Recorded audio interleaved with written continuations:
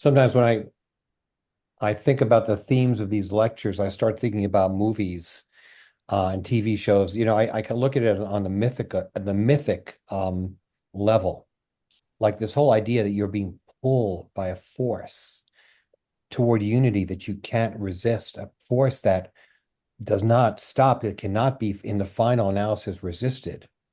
That's kind of very interesting, thinking about what it images like from movies where people are pulled into things and they can't escape. Like when I was a kid, you read 20,000 Leagues Under the Sea and you were pulled by the whirlpool down. Um, it's just a theme, people being pulled by an irresistible force. Yeah, but we don't like being pulled by an irresistible force, right? We try to resist it. Um, all right, so we'll talk about the lecture. I'll give you my summary, talk about it, and hopefully other folks will come in as they do. Um, so I was thinking about starting with something at the very end of the lecture, page 8, way back.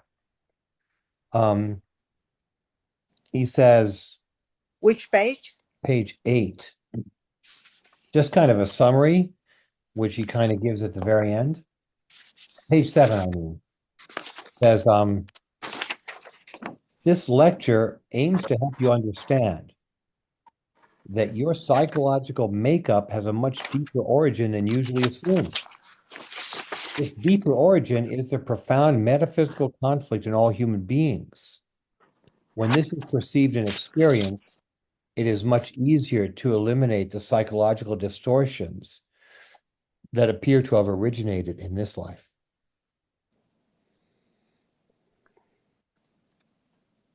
On the other hand, it must also be realized that the cosmic struggle cannot become even vaguely conscious unless you gain considerable insight into and awareness of your unconscious.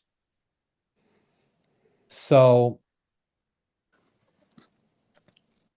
what this does is it kind of zooms out to the bigger picture, that the psychological issues that we deal with are sort of a reflection of this deep psychological and spiritual issue, the pull toward union.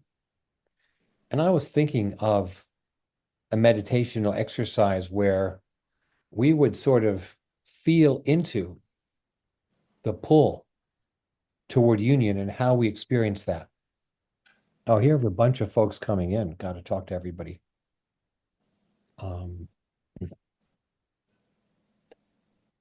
The other Teresa, without the H. Marianne Barcelona, longtime path worker from back in the old days. She's also an No, artist. no Juan yet?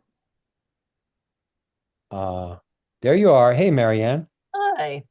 I I'm was so just sorry that I have to leave probably in half an hour to get to this meeting, this Democratic meeting, but what's more important, pathwork or politics? well, at this point, it feels like politics. Well, Oh, God. yeah, Marianne. So I was just introducing you as a longtime path worker. It's very nice. Thank you. It's nice to see you, Alan. Nice to see you too. Yeah. Greetings from Having Pathwork Park. having a best worker in politics sounds good. Yeah. I was kind of going to write an article about whether Trumpism can be compatible with the pathwork.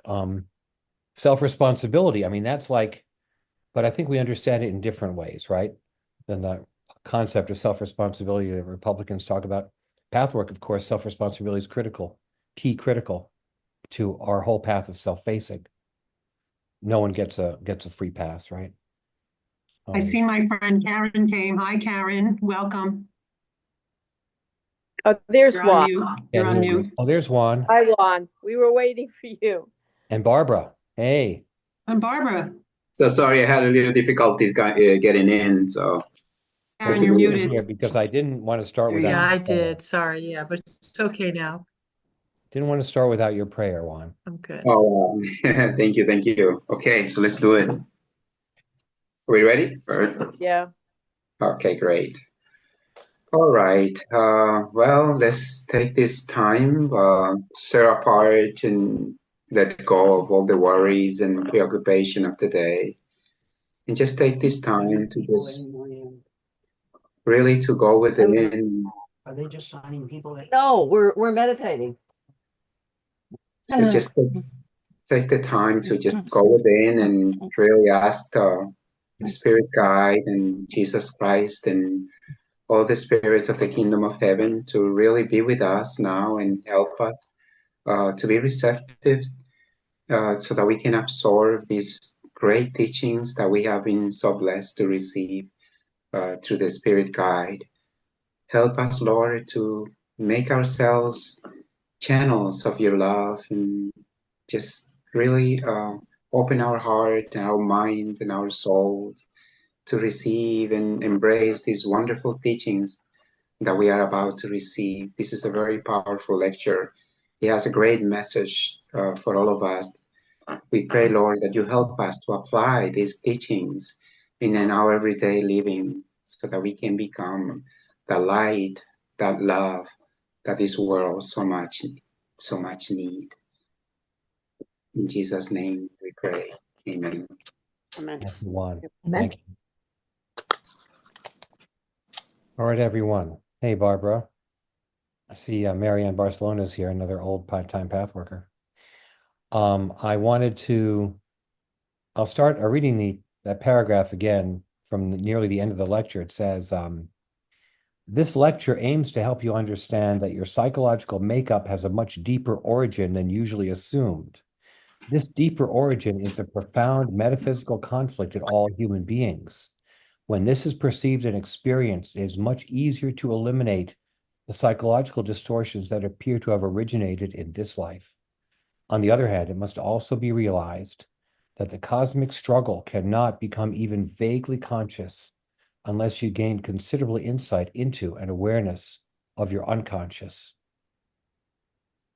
So what the guide is doing here is zooming out on our psychological issues and struggles and saying that there's a deeper spiritual struggle that we're engaged in, which has to do with the resistance of the pull toward union. And I think that it would be fruitful for us to meditate on how we experience that pull, that pull toward union. He says in the lecture, it has to do with a pull toward other human beings. It's a pull toward unity and melding, quote unquote, melding. How do we feel that in our lives? To meditate on the power of that pull. Because, in the Pathwork, if I'm correct, meditation is awakening. It's awakening to something. Meditation is awakening to something in your consciousness, right? It's not like a mantra. It's not like repeating something. It's not focusing on nothing. It's an awakening to something you try to understand. Okay, so in the first beginning of the lecture, of course, the guide gives the blessing that he usually does about the promise that we can find and we can experience if we pursue this path of self-facing. A powerful force, we can feel a powerful force descending on us and allowing us to focus on the work of self-facing. I think that's what the guide is saying. Then in the first section, he talks about the pull toward union, what it is. And then he says another thing that the guide emphasizes in many lectures, quote, union as a cerebral process or with an intangible God is not really union. Now, that means that I believe that union has to be experienced in the body and in the feelings, not just as a mental concept. And that's why core energetics is such an important part of the path work. I mean, just to realize things and talk about them intellectually is one thing, but really feeling them is another. He says the whole plan of evolution aims at uniting individual consciousness, for only in this way can separateness be eliminated. Now, separateness is one of the principles of evil, as we all remember, right? I mean, to keep things separate, to keep people separate, that is an evil thing. And this pull toward union tries to eliminate separateness.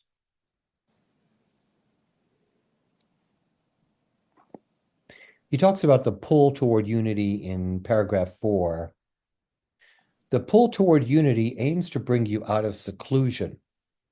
It moves toward contact and melding. To follow the cosmic pull is therefore blissful. It is exhilarating and at the same time peaceful. Individual consciousness opposes this force, however, out of the erroneous idea that giving into it means annihilation. Thus, you put yourself in the paradoxical position of believing that life comes from opposing life. Consequently, you live in a very deep conflict that runs even deeper than the psychological reasons you uncover in the course of self-exploration. So we're holding out against this pull, the pull toward unity, because we feel that if we give into this pull toward unity, we'll be annihilated, or the ego will be annihilated. The part of ourselves where we control, we try to plan things in our lives our way, and not God's way. That part is the part where we feel we could be annihilated if we give Isn't in. isn't that partially true, Alan? You mean that will be annihilated? Yeah. The ego will? Yeah. Well, the guide says that's not the case. I mean, the guide says that if you give into that stream and that pull, you actually kind of get reborn in a greater way with a greater intelligence. It may be a different kind of intelligence, but it's still you. It's not someone else. Depends how you define, how you identify. If your ego is going to be annihilated, Yeah. that's not your real self. To frame it as Eckhart Tolle does, the ego has to die. The whole dying Christian to live idea, thing. die to self. Correct. Die to self. Very much It's so. like you're dying to your ego self, your outer self, but your real self, your true self, can never be annihilated, right? They even say that in the Episcopal Church, you die to self. That's right. But the guide then, of course, it's page 2, goes off on what he often talks about, which is how religion has split the body from the spirit. Page 2, the conflict. To the degree that consciously or unconsciously you equate the life force with annihilation, you struggle against life itself. The conflict also manifests as a fear of your deepest instincts. So you cannot ever relax and be unguarded about yourself. Since you are part of the life you distrust, you must also distrust your own innermost self. This is why people insist on dividing body and spirit, why the dualistic concept is perpetuated from generation to generation. Now, this paragraph is obviously about the repression of the church and other religious repressions where body is seen as evil, the spirit is seen as divine. You have to reject one, embrace one, reject the other. Says, you stamp that which you fear is wrong and bad while claiming that the denial of your very nature is right and good. You justify this irrational attitude by pointing to the most distorted manifestations of the life principle of the pleasure current as though they were proof of its badness. Thus, people have preached through the centuries that the body is sinful while the spirit is supposed to be the opposite of the body and therefore good. So obviously, the portrayals of sensual pleasure and lust, which are sinful, I believe that's certainly true of the Christian religion, certainly true of Muslim religion, I believe. Jewish religion, I'm not sure if there's such a bifurcation, but bodily pleasure, sensually pleasure is pretty much condemned in religion. And that's wrong. What the Pathwork says, is that you have to be able to embrace your feelings. A fear of your deepest instincts. So we shouldn't be afraid of our deepest instincts. Yeah. And that's why, of course, I again bring up the issue of core energetics and body. the body work, the energetic work, because a large portion of the energetic work is to feel all those feelings and instincts. Whether you act them out or not is another matter, but to feel them is very important, because if you don't feel them, then you're kind of caught in this whole cerebral thing, right? Which you refers to earlier.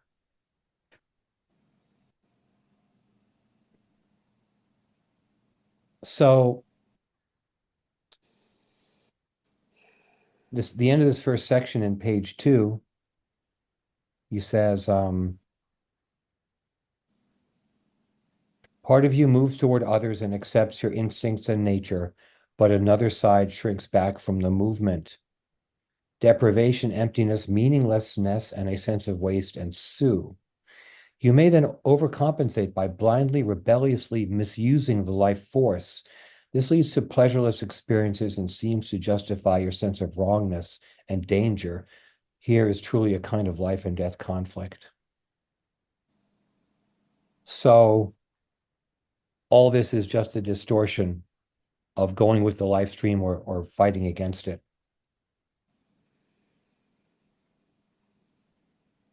This conflict manifests differently in each individual, but one thing can be said with certainty. The greater the conflict between giving into the cosmic force and opposing it, the greater the extent of your pain and problems. That's something to think about. Mm. And we don't often think about that our pain and problems are related to the lack of ability to give into the cosmic force. I mean, I'm thinking that if we think about our problems and our pain, and we ask ourselves, well, in what way does this relate to not giving into the cosmic force? That could be a really fruitful subject for meditation and, journaling. So that's the end of what I consider the first section.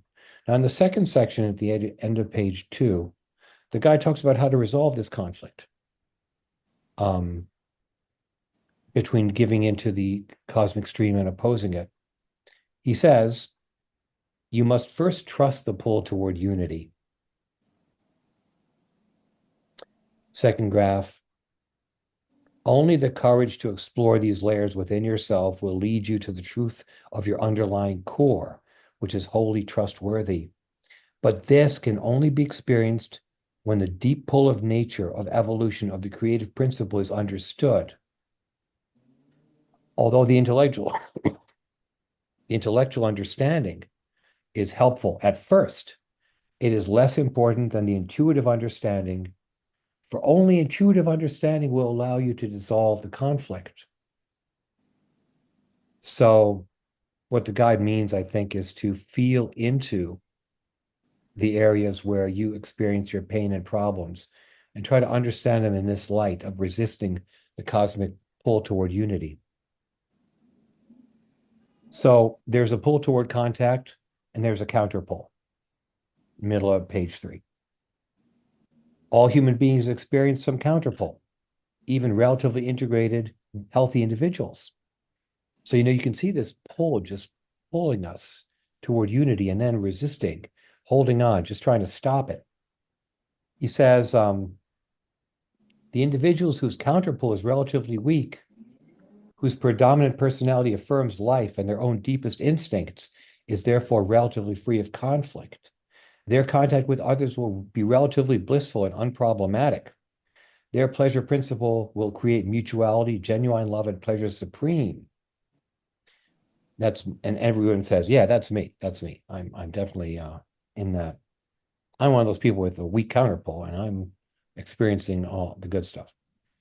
But let's take to the degree that opposition to the cosmic pull creates blocks and throws the cosmic stream off course, negative and painful contact has to ensue. The pleasure principle will be attached to a negative situation born out of childhood experiences. Now, here is one of the important concepts of the pathwork, the concept of negative pleasure. And this is visited in a number of many lectures, like the compulsion to recreate and overcome childhood hurts. Essentially, what the guide is saying is that this pleasure, this pull is so strong that we have to feel it some way, one way or another. And we can attach pleasure to negative situations if we don't attach it to positive situations. That might be, we have to get our pleasure one way or the other, right, ladies and gentlemen? So if we don't get it in a positive way, we'll get it in a negative way. We'll enjoy something that's negative. The pleasure principle will be attached to a negative situation born out of childhood experiences. This makes fulfillment impossible because the experience of pleasure is always threatened by the attached negativity. The individual thus becomes a helpless straw between the two poles and is driven into painful contact. Thus, the pull toward contact and the fear of it, which manifests as a pull away from it, are both present. The latter engenders two fundamental defensive reactions, either the desire to hurt or the sense of being hurt, which are inevitable byproducts of the contact. So in other words, the guide says we get pleasure out of the desire to hurt or the sense of being hurt. Negative pleasure comes up and gets attached to those situations, and that's why that's also has to do with the creation of the images, which are the wrong conclusions that we all form.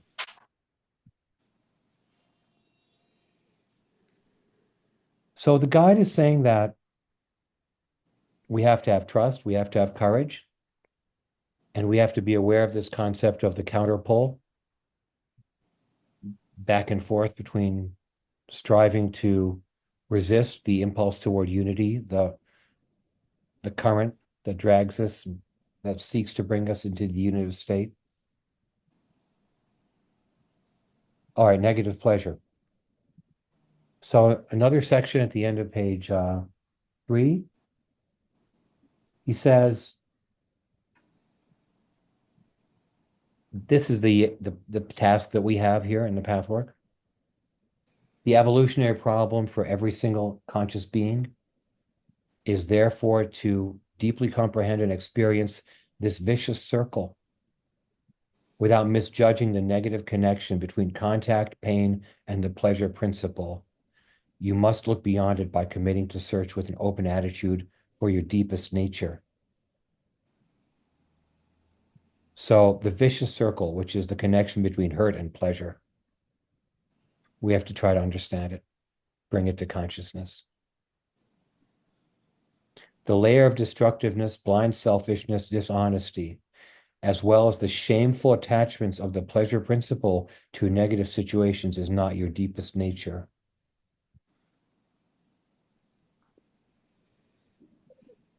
It is merely demonstration, a result of this specific conflict.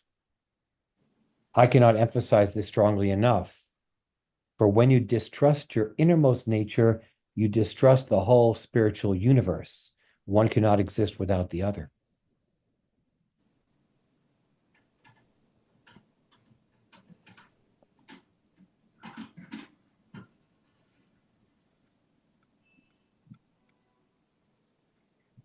So how do we transform the negative energies that we experience, or the counter? How do we transform the part of ourself that resists the pull toward unity?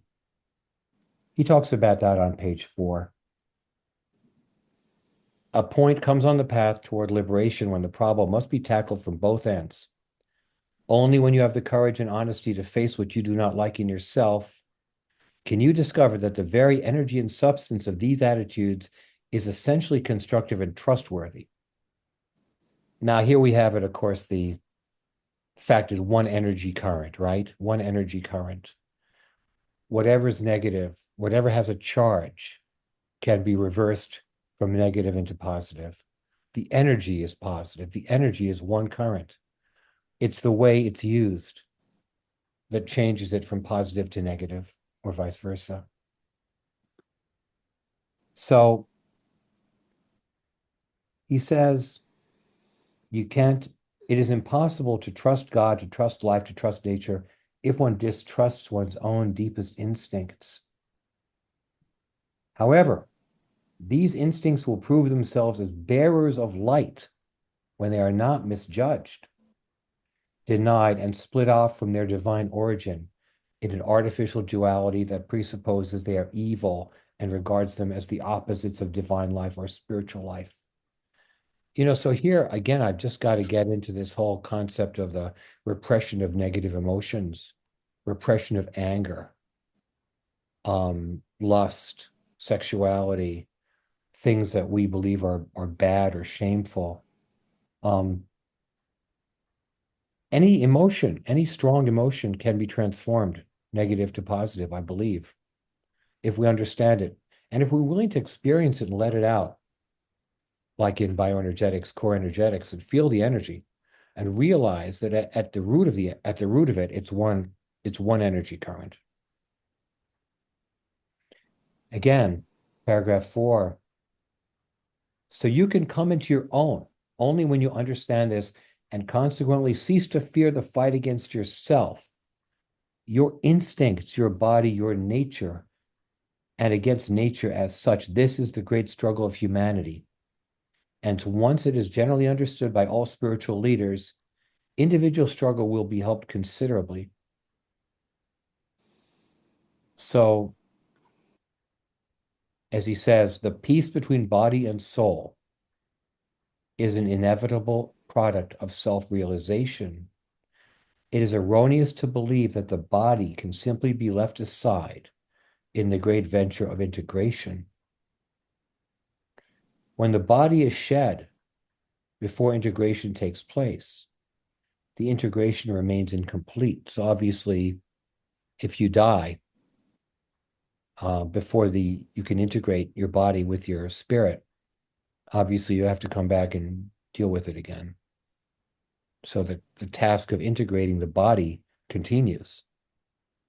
That's very interesting. And we all have to be aware of the energy that we have in our bodies and whether we're feeling it fully and what we can do if we're not feeling it.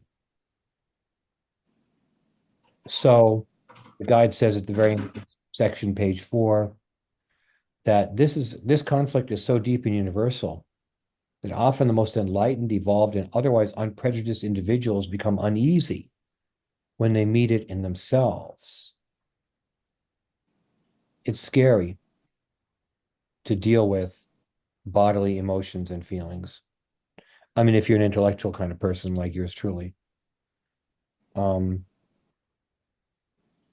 Whenever your courage falters in facing the conflict, you remain isolated to some extent. You remain involved in painful negativity and split within yourself until your further evolution brings you to the point where you no longer fear the great stream of which you are a part and which is part of you, leading you toward others and dissolving the wall of separateness and defense.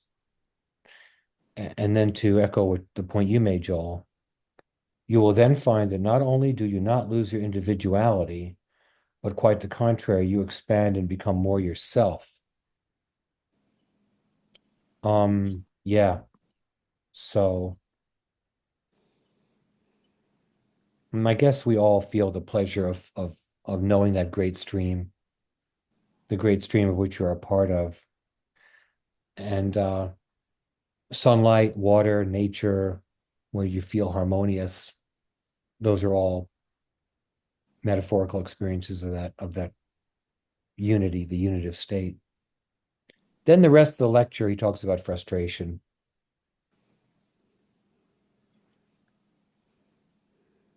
Talks about there are two different opposites, two different ways you can deal with frustration.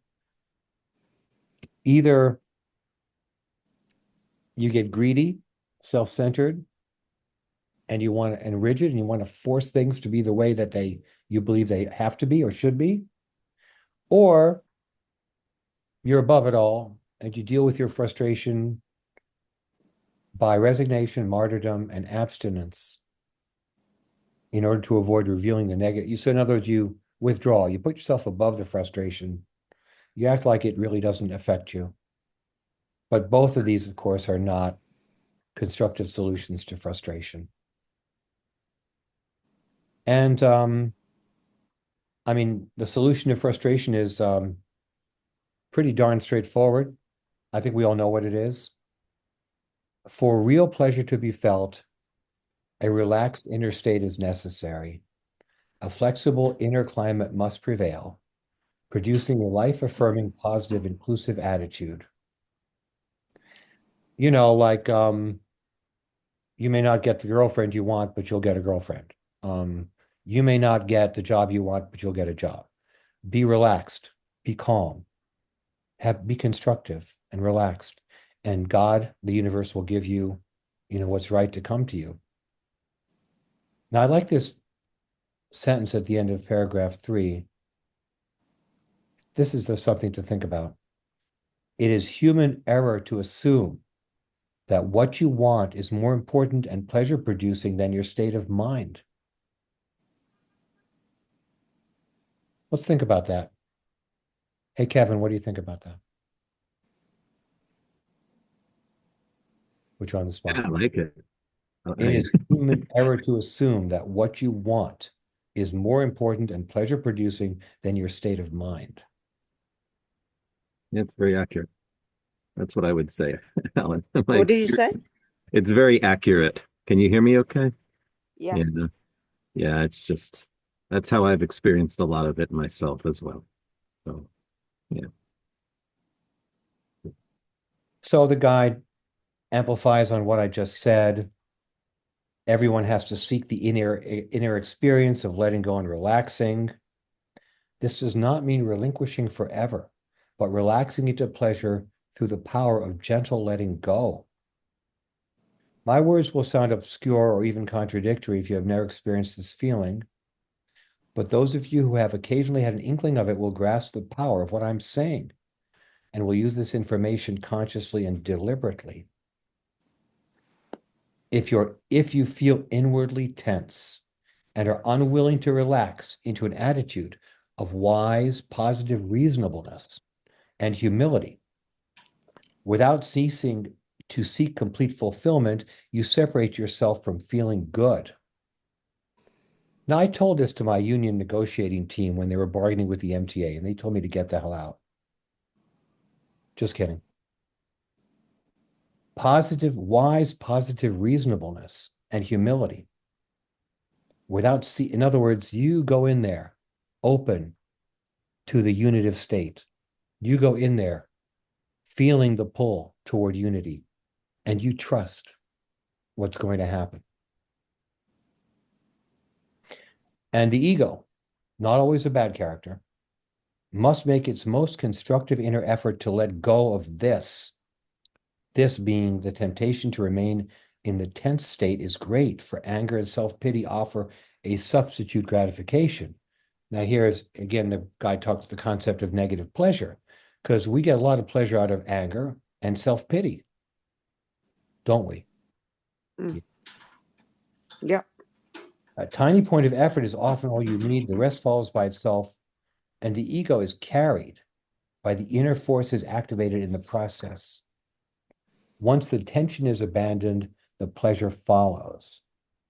The flexibility of relaxing into what is, even if what is at the moment not what you want, must ultimately bring you what you want, first by giving you a good feeling about yourself, and by putting you in harmony with the cosmic movement within your psyche. Later, the thing you will want will also come. It must come as a matter of course, according to the law of cause and effect. All fulfillment is potentially yours. So then the guide sort of ends the lecture by recapping how frustration is linked up with the cosmic pull toward unity. When you block the stream of the creative principle, which brings you into the pleasure supreme of giving up separateness, you frustrate yourself on the most important level of your life. If this were not so, you would not ever have to fear frustration, unfulfillment, or emptiness. Since you fear and block the fulfillment of the cosmic stream, you must inevitably experience the fear of non-fulfillment. Inability to tolerate frustration actually results from the fear of non-fulfillment. Fear of non-fulfillment exists in precise proportion to your resistance to fulfillment. These connections are immeasurably important. So Then at the very end of the lecture, the guide says, success seems as vaguely dangerous as any other kind of happiness. Fear of the smaller happiness is a minor manifestation of the fear of the major happiness. And, this echoes the famous quote by Marianne Williamson about that we really are most afraid of is the part of ourselves where we're reaching for the greatest fulfillment and success.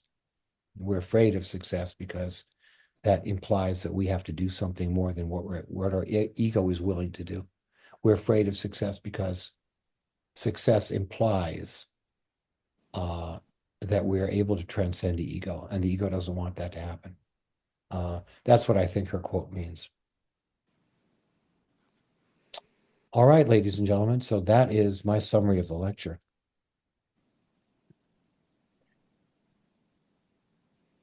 Does anyone want to talk about just things in general? Or, and Marianne, you got to go soon? Is that so? Lost you again. Can't hear you. Yeah, I lost you again. Marianne? What is it? Yeah, I can't hear you, Mariana. It's okay. Speak. Still can't hear you. What's going on? Is it the headphones, maybe? Maybe. Maybe the headphones are taking the output from the audio. I can't hear nothing. Just gotta go. Oh, there you are. Is that you? No, that was, I believe, Patricia We're gonna have to lip read. Okay. Alan, be nice. That was very sweet, actually.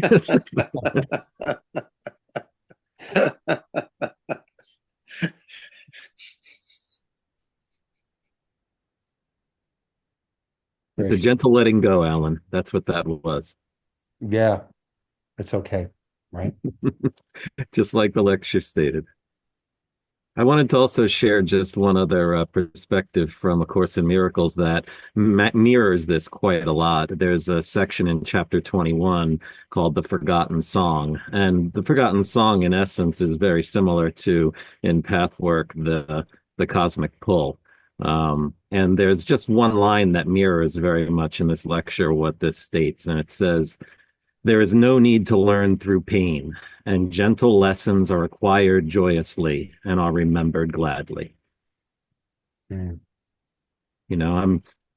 It's not, I want to add my 2 cents to that. It's not that that is the road that must be walked, but that is the that is the road that can be walked.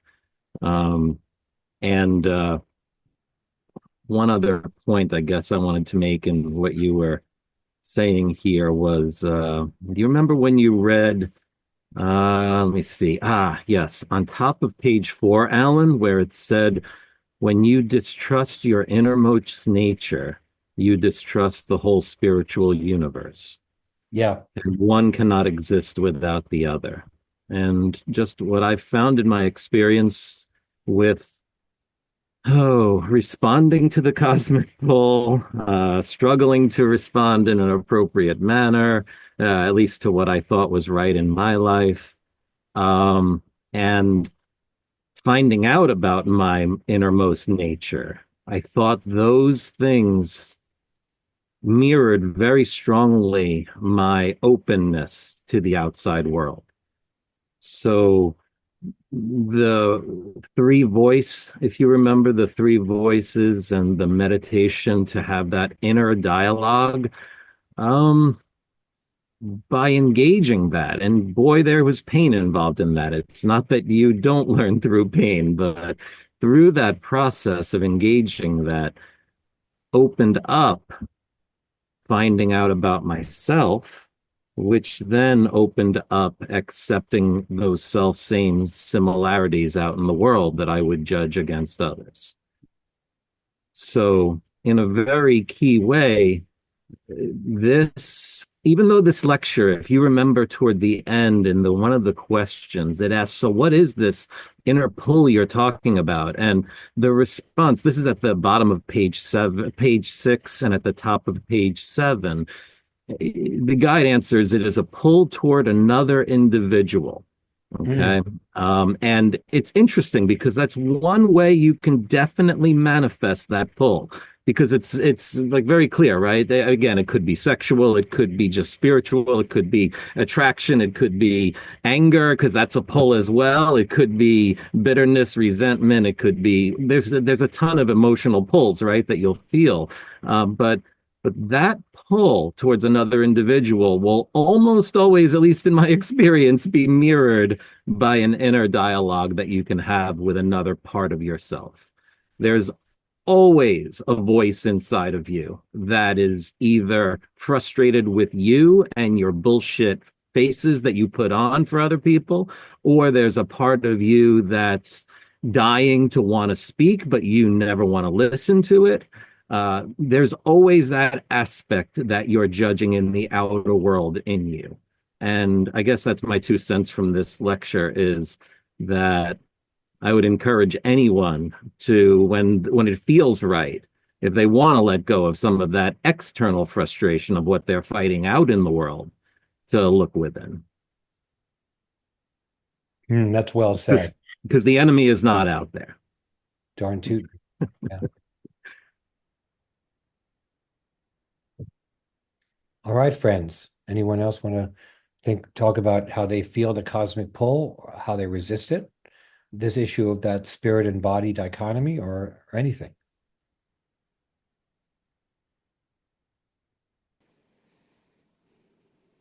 Barbara?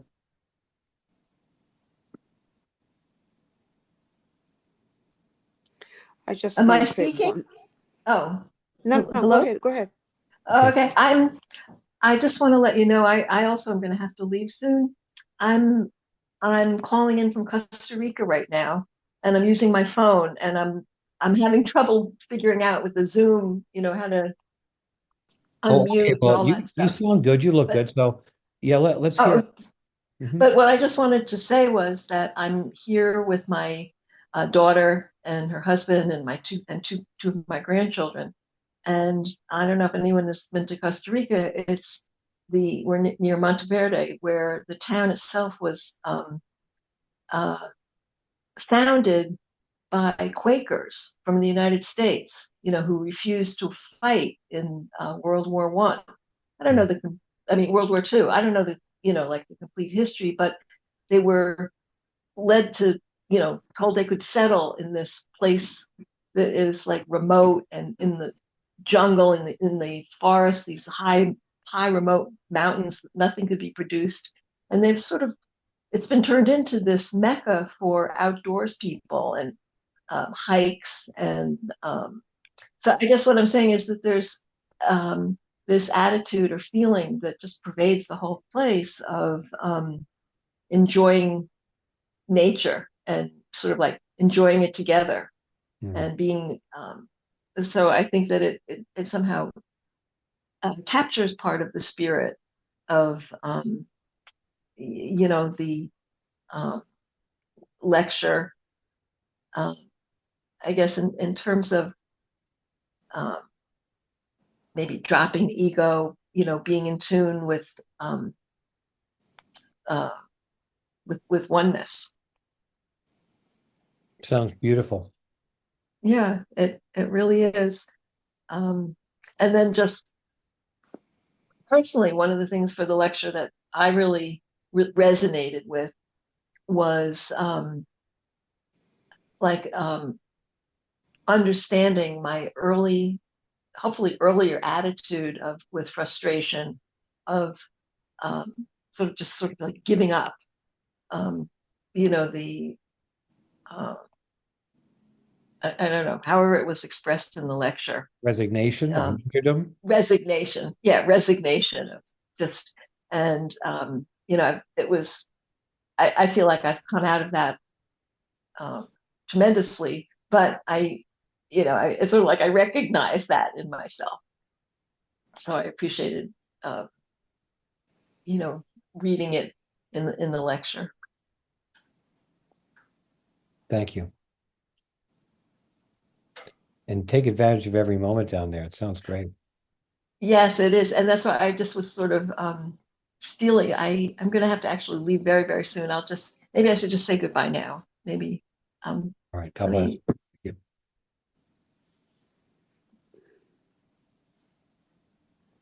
Bye. Bye-bye. Enjoy. Adios. Bye. Bye. Bye. See you next time. Okay, bye.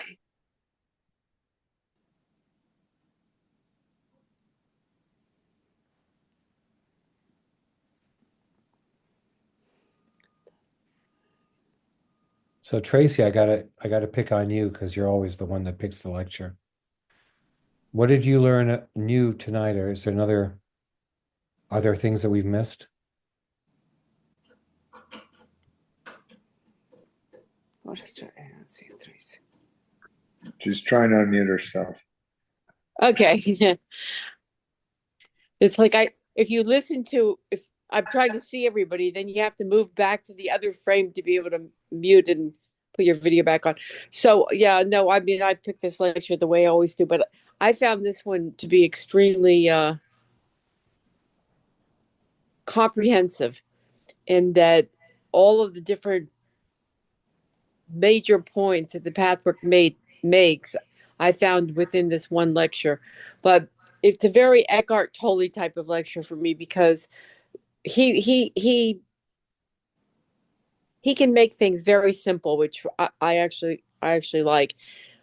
But the one thing about the cosmic appointment, he would say that you're gonna be suffering if you're in conflict with what is. So if it is, it is. If you're gonna battling against windmills.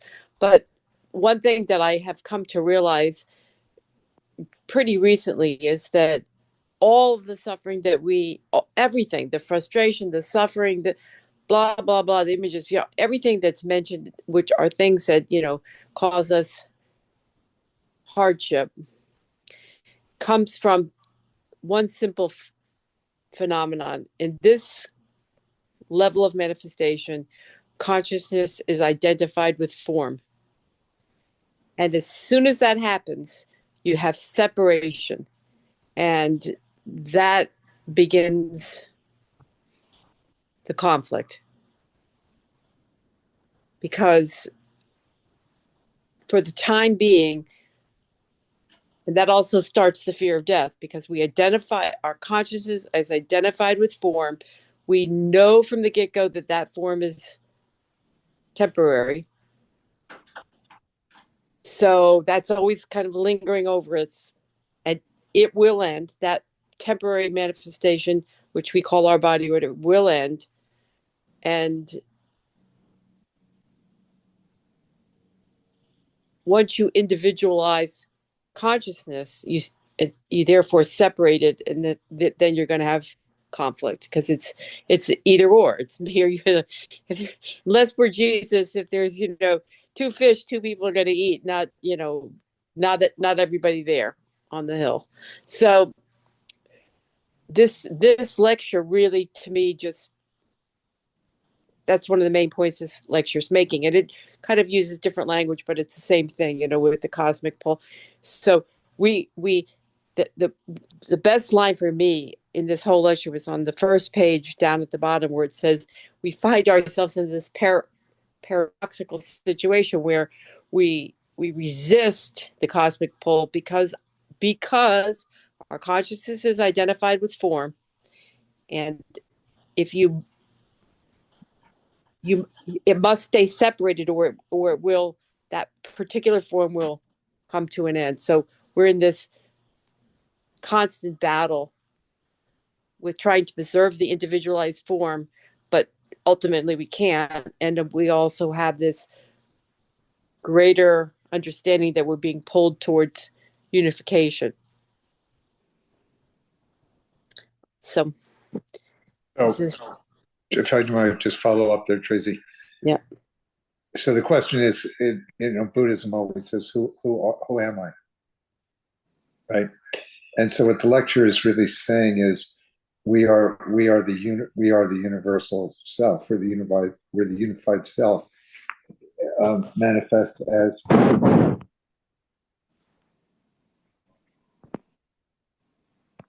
Now, I lost you there, Joel. Can you hear me? Can you hear me now? Yes, I can. Go ahead. Yes. So yes, we're the unified self that's also individualized. And so the more that we recognize that we are the universal consciousness expressed in the form that we are, our thoughts, our feelings, etc., then the less that we're identified as, as Joel or Tracy or whoever, right? So when you talk about, that we identify with form, so we have all these arguments about thoughts, right? Beliefs, opinions. So Alan, you say, I think that the subway should be free, and I say, absolutely not, right? And so that is a form that I'm identifying with in a sense, right? I know better than Alan. I know better. Let me tell you, right? So that's an identification with form that takes shape as an opinion, as a thought. You see what I'm saying, Tracy? So it's not just my physical form when you're talking about form, it's also these images, our beliefs, Oh, God, yeah. It's our everything. upbringing, you see what I'm saying? Yeah, it's not just our physical form. It's everything that makes up this individualized, temporary expression of a unified consciousness. Yeah, which are our thoughts, our feelings. It's everything. So then, Alan, to go back to the earlier question about how do we become one with the stream? How do we connect with the stream and let the stream to guide us, right? So for me, it's feelings, right? It's intuition. It's also a voice that I hear in my head all the time, right?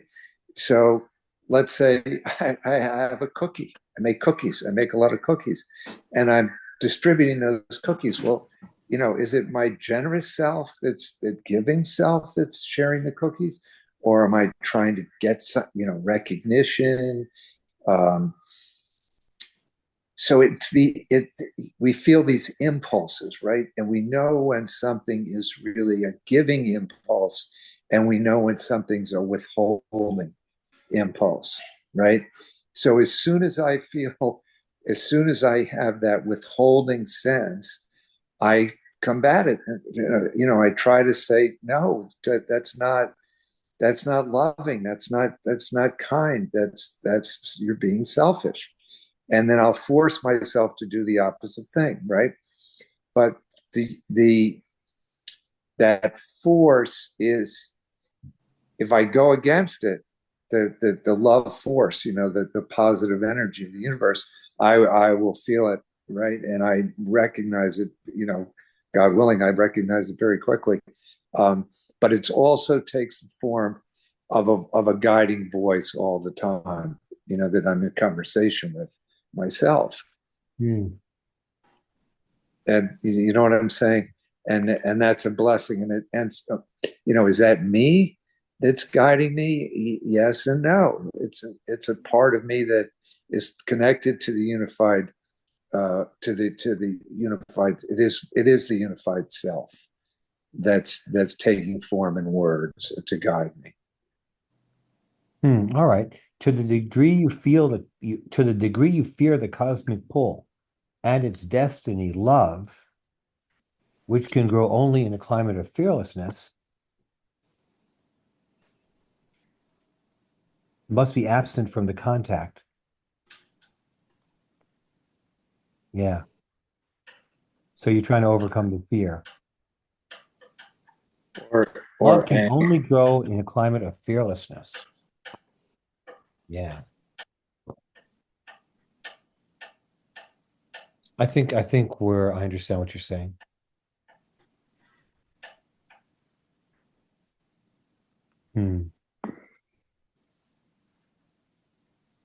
Thank you.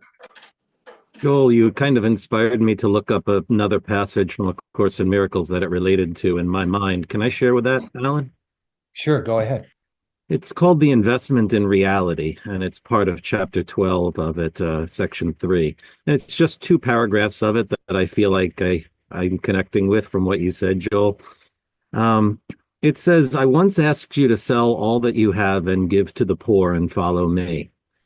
This is what I meant.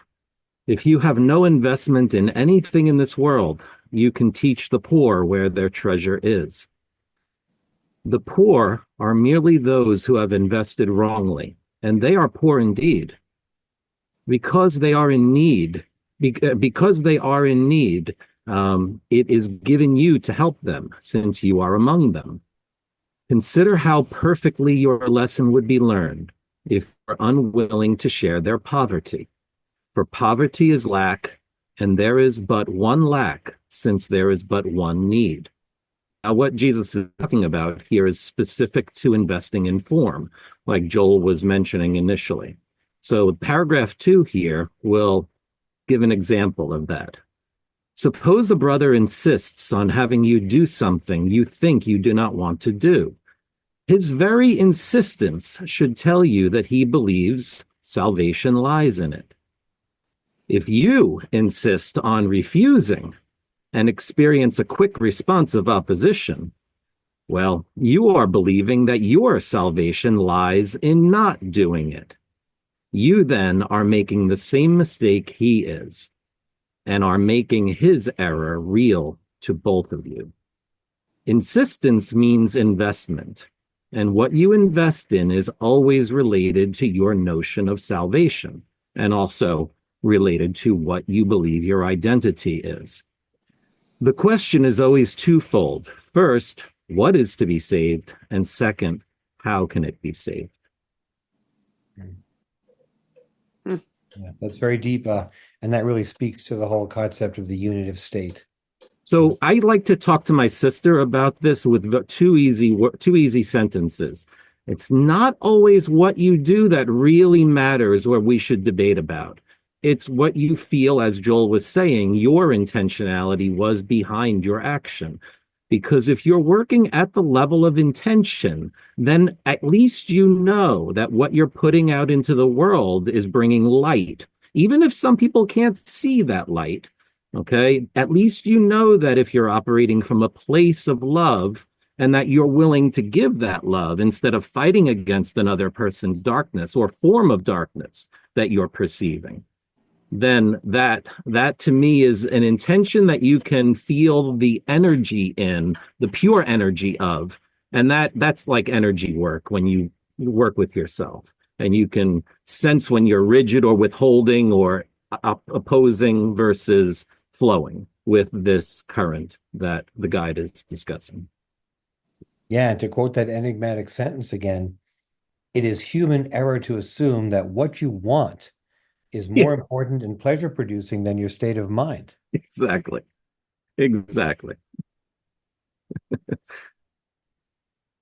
Feeling here about Tracy was talking about form, and the form has to do with the story we tell ourselves about who we are, and right. Being Trisha, being Joe, like you said.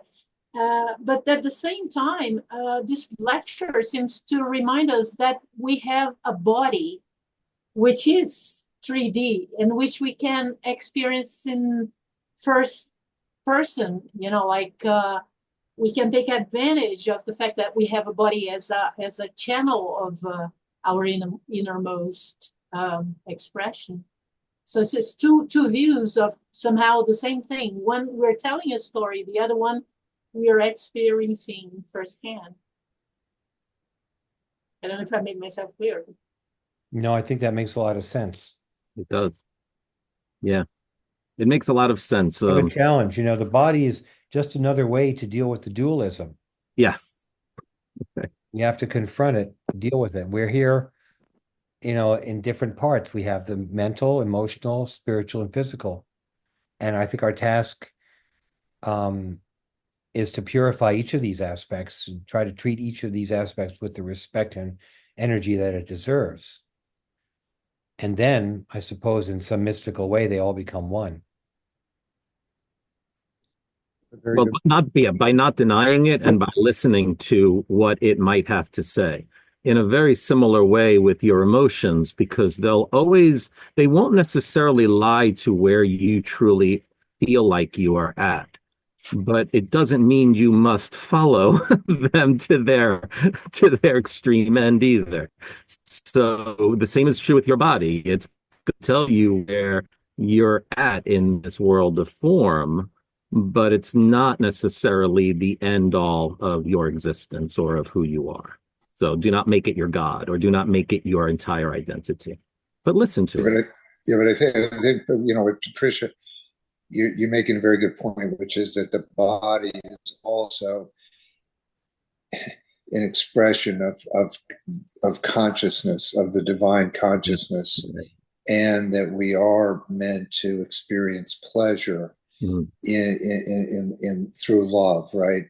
And physical pleasure, even the pleasure of eating an apple, right? Or witnessing the sunrise, feeling the sun on our face. That to embrace the divine is also to see our body as a divine expression, and that's a wonderful point that you made. Right, the Pathwork. I mean, Eva was always out there sunning herself. Yeah, Patricia, were you going to say something? The core says that we feel in the body. There's no other way to feel but in the body. So we have to embrace it. Yeah.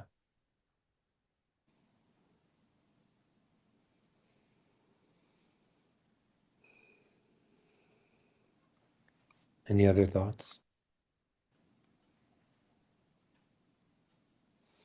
I just have to say something that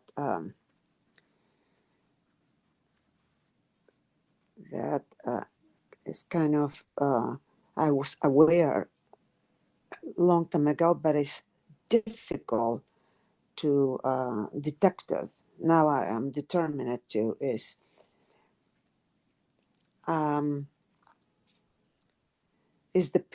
we know that the pleasure is life is this current also comes attached with pleasure, and I think that because of our life experience and our childhood and the whole 9 year, we are used to, because we didn't know when we were young, that we are very prompt into getting allowing the pleasure to attach to the negativity, and it's kind of difficult to get to, how do you say, to realize. Now I'm determined, I'm working very hard on that issue, and because of what I went through, and I realized like it was such a big awareness, because like either we are the one that hurt or the one that get hurt, meaning one is the sadistic and the other is the masochistic. We are so used to that game in life without even notice. I mean, I started working in my latest 20 or 20 years plus, but before that I didn't realize that I was falling into this martyrdom and victimization or whatever, and it's today reading this lecture, which I loved, it's like it's, to me, it's very important that I have to define or have to be aware when this thing kicks in. It's like we get into this feeling pleasure in our negativity, and actually it's a negative pleasure that we were convinced years in the case that was good pleasure. I don't know if I'm making myself clear.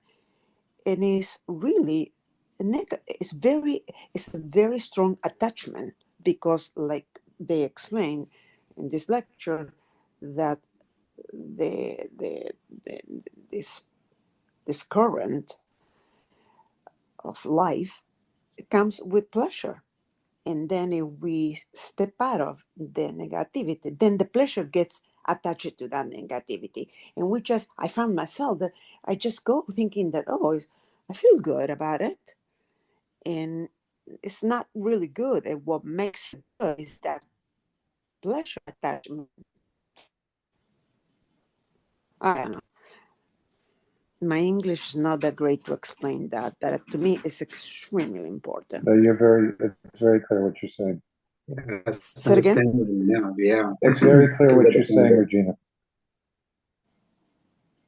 It's very profound there, Regina. Thank you for sharing that. I mean, that makes perfect sense what you're saying, absolutely. And it's very much aligned with the guy he talks about in the lecture.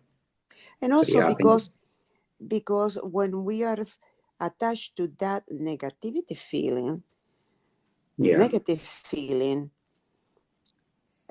it's like we are absolutely, how do you say, dominated by the ego, because God is the energy yeah, of life, meaning God or love, whatever, however you want to put it, it's not there.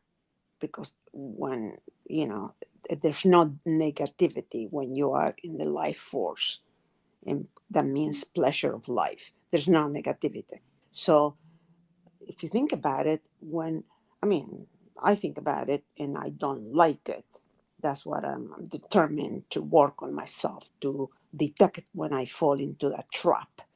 And it's the ego, it's the evil part that makes us so trickster, that makes us feel like we are enjoying, but we really getting attached to an enjoying that is negative, that in the end we are not happy inside. That is creates this disturbance inside, this fight within us that is very subconscious, unconscious, until you realize and say, oh,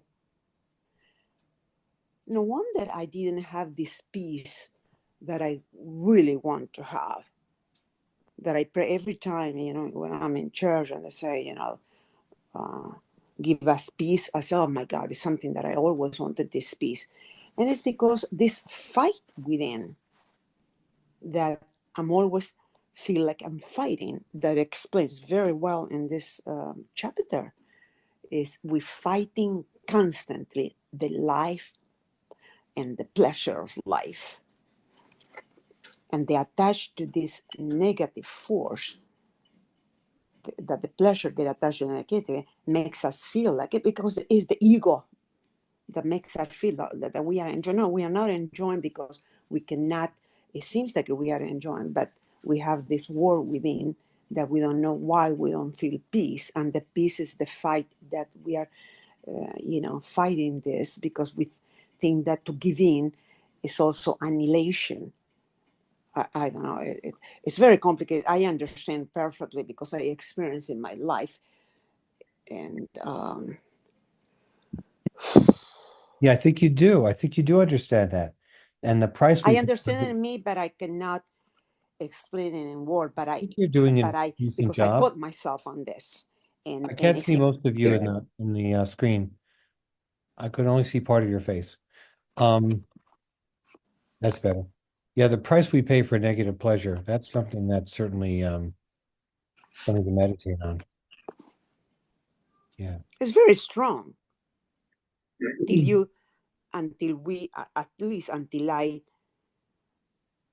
realized it intellectually long time ago, doing therapy, doing the core energy. I did a lot of things, but until it hits your heart and you go and dig in the subconscious mind why you are falling so easy into that trap, because you have to go through your childhood and the whole 9 year.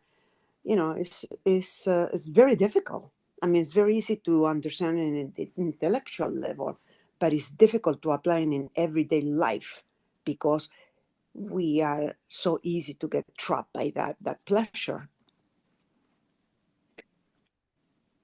Yeah, I'll buy that. yeah, very true. I think you make sense there, Regina, because the thing is that I think we all have a similar problem because it's easy to understand this material is incredibly profound, and is easy to intuitively understand it, but it's not so easy to to put it into words and share it with others, and explain in words what we actually intuitively feel. I think that we all can sympathize with that. I mean, I personally have that issue where like this lecture, for example, it's incredibly powerful and profound, but it's not so easy to just, put it into words and share it like this and express basically what you intuitively feel. I think we all, have, similar issue there. But I want to share personally. This lecture I find this to be incredibly powerful, as Tracy was saying, because it really pinpoints the central theme. I think in all religions, and I myself have been reading and practicing. Trying to practice, a lot is to me the most important issue in life, and and with the spiritual, pertaining to a spiritual living, which is what I always write and talk about, that surrendering. And I think that this lecture goes pretty much directly to it, in my opinion. Because to me, I mean, that is the goal. That is my goal, at least, to be able to reach that level of faith and trust in this cosmic flow, in this, life stream, as the guy calls it here. And, with that, really, really come to the point of knowing myself well enough that I can be strong to just let go and relax and just flow with that stream of life, with that cosmic flow, with that energy, and just let it drive me, just let it possess me and take me where I need to be.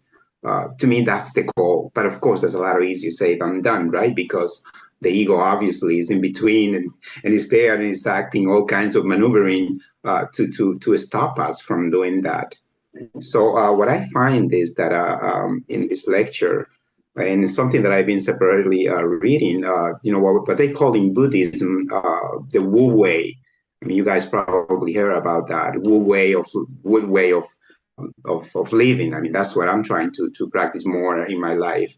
What in Buddhism is called the Wu Wei, which means basically not going against, but going for.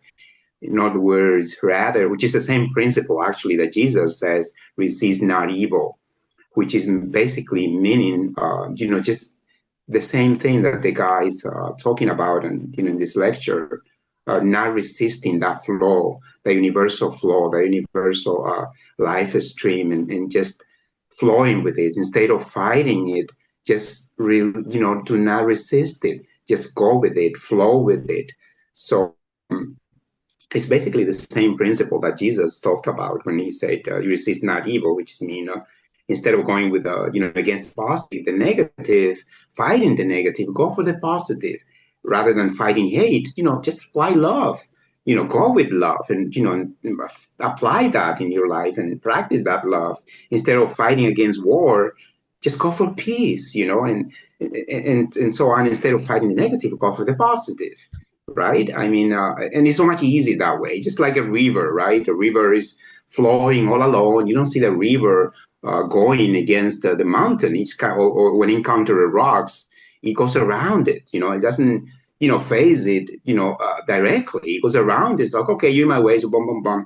Goes around and just keep flowing. It's like nothing really stops a river from reaching its destination, which is the ocean eventually, right? So it's a great lesson there that the river teaches us if we observe that.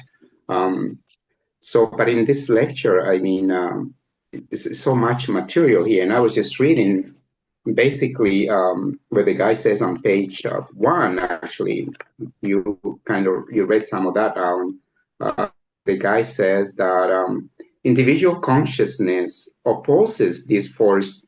However, out of erroneous idea that out of the erroneous idea that giving into it means annihilation. Yeah.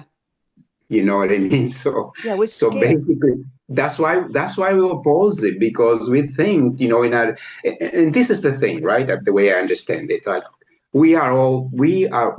There's only one consciousness eventually. I mean, as we know, bottom line is the universal consciousness. We somehow, like the guy, another lecturer is playing as the fall, we fell away from that consciousness or that level of consciousness, which is what the guy, the lecture title, the fall, which is that time when we separated from that universal consciousness. So now the only thing, all that is taking place in life, in this world, in this sphere, and in all the spheres of life, is this struggle, is this pull, as the guy calls it, to go back and unite with a universal consciousness, because we have been separated from it since we took that wrong step and divided and separated from it.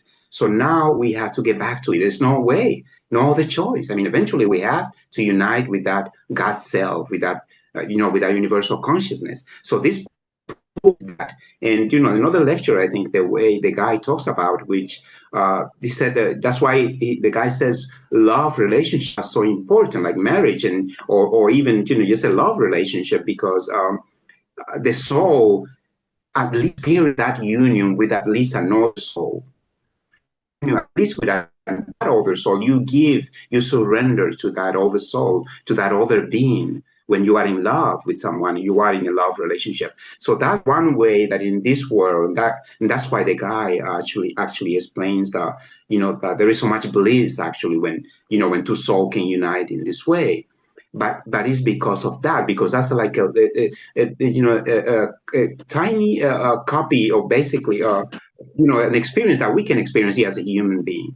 But this consciousness, that's all. We are all seeking, consciously or not, we are all seeking that union with that divine. The whole universe and everything, every particle of our being is pulling towards that.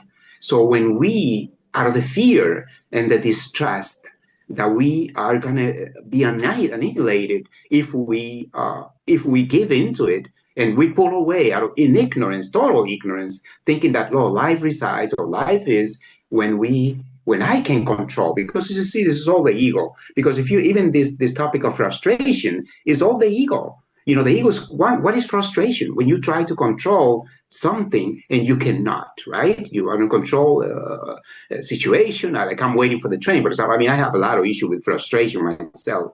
I know that's one of my great weaknesses and the things that I've been working on on my spiritual path for a long time, because I want things to happen the way I want them to happen. If I'm waiting for the train and the train is 5 minutes late, that's frustrates me. It's like, well, why? Why is it not here? I'm going to be late, for work. And so you want to control, basically. So there is that impatience come from this, from not having what you want when you want it and how you want it. It's like the childish, the recalcitrant, child mentality that still lives in us very much, So we still want to have things the way we want it without having to sacrifice or put in any effort. We want to have things how we want it, when we want it, and the way we want it, right then and there, at the time that we want it. But of course, this is not how life works. Well, of We course, still have, to sacrifice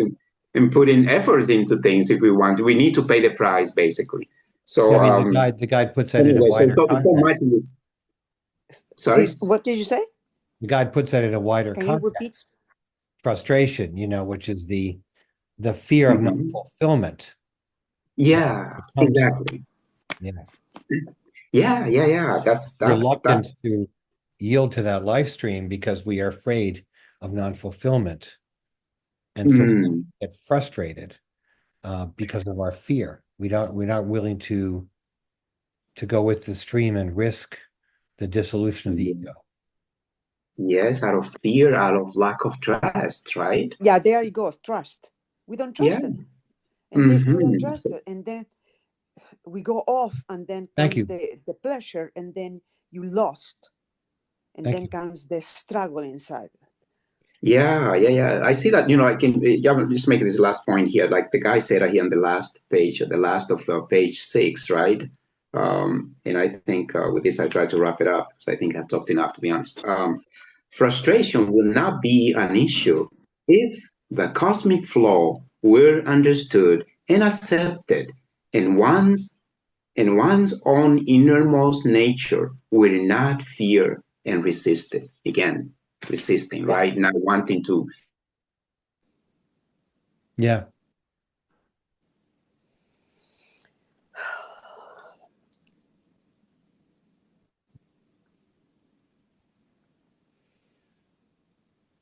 I can't hear anything.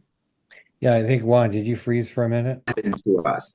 Just allow that inner spirit to drive us, and then with that faith and trust, flow with it. It's not like you're gonna be just like do nothing about it. No, but even what you need to do you'll be guided inwardly. What needs to be done when you surrender, to that inner flow.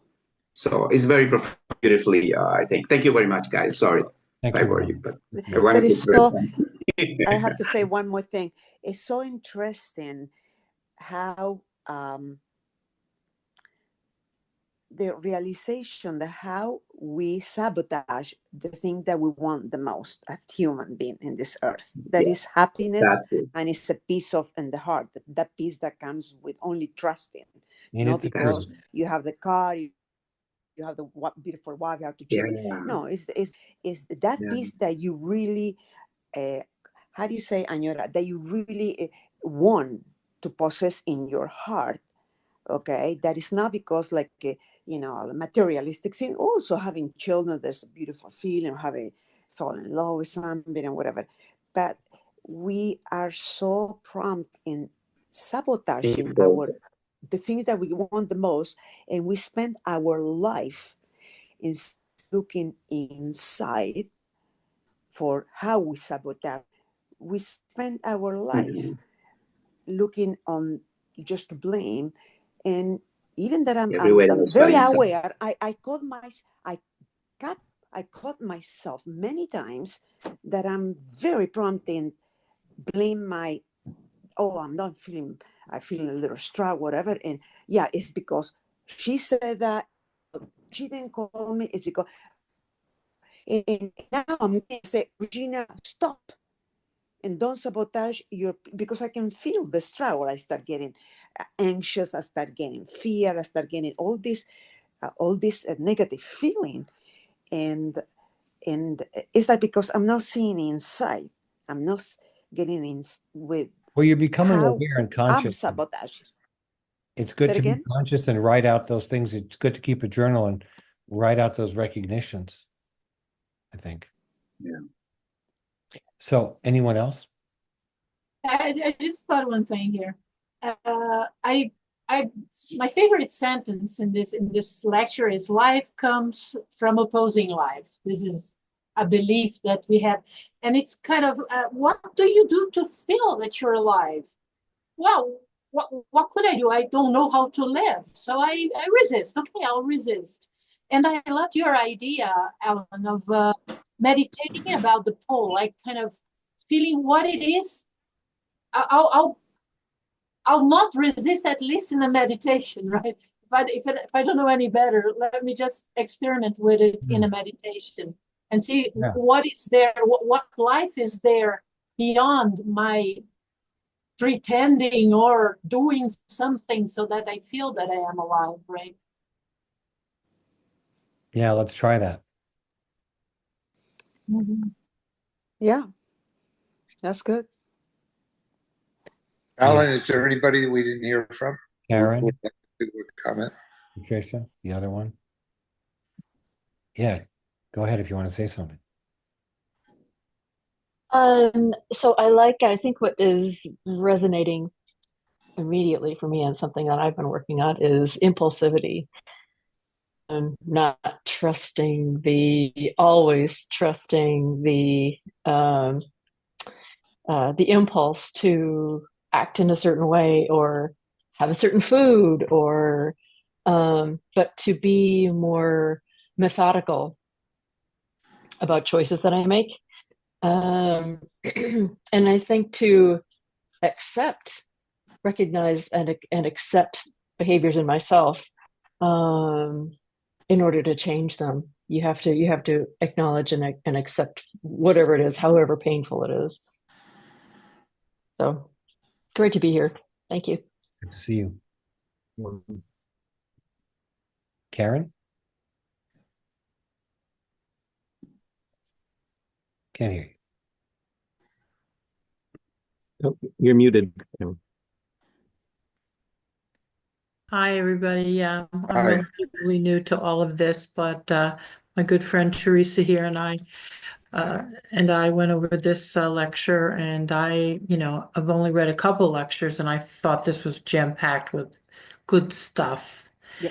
And I related a lot to particularly the negative pleasure, never hearing that term, but seeing those behaviors in myself and saying why, like Regina said, sabotaging ourselves and then slipping back into the unconscious behaviors and trying to stay above it all is the struggle of life. That's just what I'm trying to find out here, how to do it all. And being the spiritual being in a human body here is not always fun. But it's a learning experience, and that I'm here for the ride for sure. Thank you for all being here. That's great. Thank you. Thanks for joining us. You're There's welcome. seekers and people that don't really seem to be seekers, I guess, right? Mhm. Yeah, we all know a certain amount, and there's a whole lot more we don't know. Well, we generate good energy together. And when we do this, it's difficult, but when we do the self-facing work, we get to higher levels of consciousness. Cause and effect comes faster in our lives, faster together. We kind of feel more joy. I feel that. The more you do this work, something good is germinating, and growing.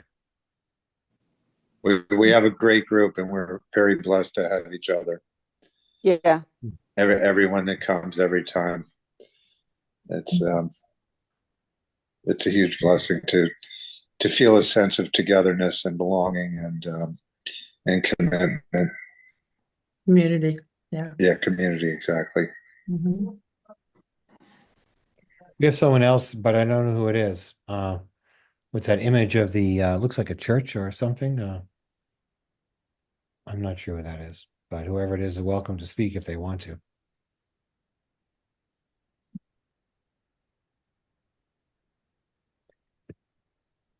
Anyway, shall we do a meditation? Before we leave, I just have to say something very shortly. Go ahead. Talking about how we sabotage and the ego, whatever. I'm Catholic. I'm very spiritual though, but mainly I'm Catholic. And Pope Francis many times says something that is sticking, and I want to remember every day. He says that evil is very seductive. And I found that to be so true because I got caught up in this negative pleasure or whatever. This is evil. And how did I get there? And it's seductive. And I asked my pastor in San Ignacio Loyola Church, that is my church, I said, why we are so easy to be seductive? Doesn't need to be sexually seductive, it's seductive into this negative pleasure. And he said, well, this is our human condition, that we come here to the earth to fight, to fight. It's like mainly we have to fight constantly evil. And because the son of a gun is seductive. The Pope said it. And I found it's true.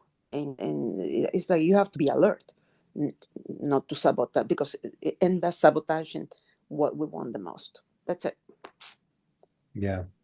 Well, that's deep, the human struggle. I'm reminded of is it in the Bible where the devil takes Jesus up to the top of the mountain and he says, all this can be yours. All this can be yours if you just bow down and worship me. And I think that's the essence the of 40 days. that, you can have everything as long as you give yourself up to my domination. As long as you forsake your inner spirit, you can have anything. And that's the seductive quality of, how we're seduced by power or the influence, There you go. aspects of evil. Yeah. Yeah. One last point. Let me make one last point. Alan, on page 7, right? I think it's the last paragraph. But the guy says, I think it's so important to know this because the whole lecture is so powerful. But the guy said here, lastly, he said, knowing anything else nothing can create as much pain as running away from the self. That's a very powerful sentence because when you run away from that self, from that inner truth, from that inner being, you are lost, basically. It's like all the negativity comes. You are opening yourself up for all the negative to come into your life, basically, because you're running away from the truth. You're running away from what is, from the actual, from the only reality that exists, which is that of the spirit. And last but not least, let's us not be discouraged because I see on the last paragraph of page 5, and I think you read this, Alan, where the guy says, a tiny point of effort often is all you need. The rest follows by itself, and the ego is carried by the inner forces activated in the process. So you see, that's all it takes, just a little effort on our end. And God is so willing, the whole universe is willing to run into our lives and help us to get there. Because that's what every particle of creation wants, each one of us to unite with his consciousness. So all we need to do is just, okay, when you feel confused, just ask for that help, that divine help. Ask for that prayer. Pray, Lord, please help me. I feel confused. I feel lost. I need help. Boom, before you know it, the help's come, then you feel great. You start to feel good right away. If you can only remember to say that little, to ask for that help, right? So isn't that so great and comforting, actually, that all you need is a tiny effort and the rest will be added onto it, right? Yeah, so true. So with that, I close. Thank you. Thank you. And that is to trust the cosmic energy. Yes, absolutely. Trust that cosmic stream. Nothing's going to happen to you. This is a beautiful, benign universe. There is nothing to fear. There isn't, really is not. There's nothing to fear. What is there to fear? Death. So what? That you just leave this physical body and go to a better place. But you are no longer engaged in this limited cell here. Anyway, so thank Juan, you just have to fear being late with the train and not getting to work on time. That does it. My friend. Sorry, forget everything else I know, right? Love you, my brother. Love you immensely, my brother. All of you. So great to be here. Thank you. Thanks, Yuan. All right, so let's have a 15-minute meditation. Does anyone have a candle? I have a candle somewhere. I have a candle right here. You do, Yeah. Karen? Yeah. Okay, great. Yeah. What do I do? Do I just the video. hold it up to the camera? Oh, well, you can Just light it. train train the camera on the candle. Put the camera on the candle. See if I can do that. Pressure here. See if I can light it here. And I have an amethyst, so I think I'm gonna put the camera on the amethyst. Okay. That's beautiful. Here's my cans. Let's see now. Let's see if I can do this. Let me turn out this light. That's very nice. Is that okay? Lovely. Okay. Yeah. Perfect. Thank you. That looks great. Okay. All right, we'll have a 15-minute meditation. I'll read a short paragraph from the lecture.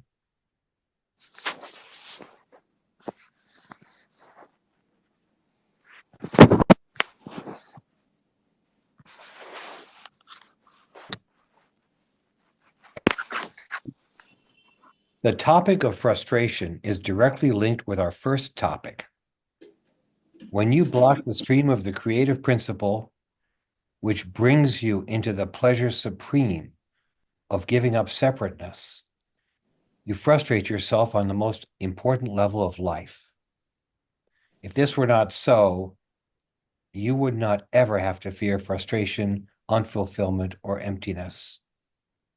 Since you fear and block the fulfillment of the cosmic stream, you must inevitably experience the fear of non-fulfillment. Inability to tolerate frustration actually results from the fear of non-fulfillment. Fear of non-fulfillment exists in precise proportion to your resistance to fulfillment. These connections are immeasurably important. Frustration would not be an issue if the cosmic flow were understood and accepted, and one's own innermost nature were not feared and resisted. Try, my friends, to feel these things in your personal life and work with them.